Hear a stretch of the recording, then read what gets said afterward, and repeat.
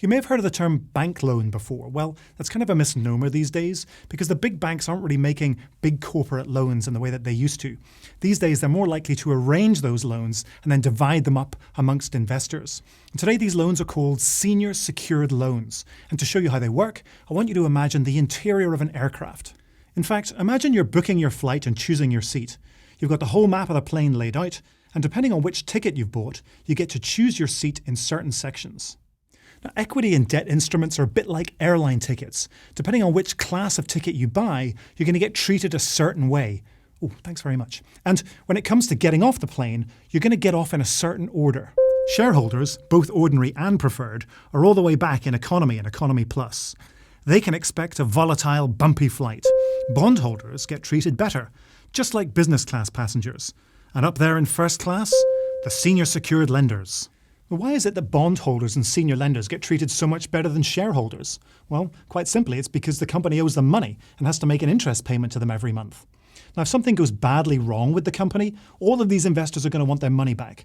But just like passengers trying to get off an aircraft all at the same time, not everybody's going to get paid out at once. The people who get paid back first are those valuable senior lenders. Just like first-class passengers, they are prioritised. Next to get off and get paid, the bondholders. And finally, the shareholders. They are the last people to recoup their investment. Well, so much for senior. What about secured? Secured means that the loan is backed by collateral. That could be assets in the company, or it could be part of the company itself if it comes to a liquidation.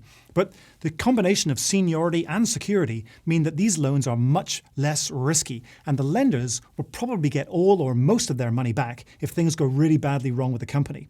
I say probably because senior secure lenders can still suffer significant losses. I mean, for example, if a company's entire business model goes down the tubes, like with VCRs back in the day, well, then everybody's going to lose.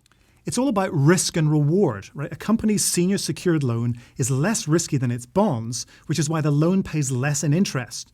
In the same way, a big, safe, blue-chip company's debt pays out a lot less in interest than a senior secured loan, because companies that issue senior secured debt tend to be riskier. They might operate in highly cyclical or uncertain industries, or they might be carrying a lot of debt.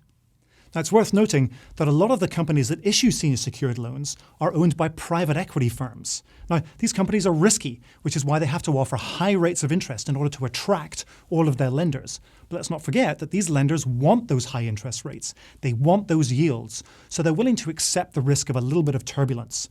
And the seniority and the security in a senior secured loan, well, they're just like two big old cushions designed to give those senior lenders a more comfortable ride.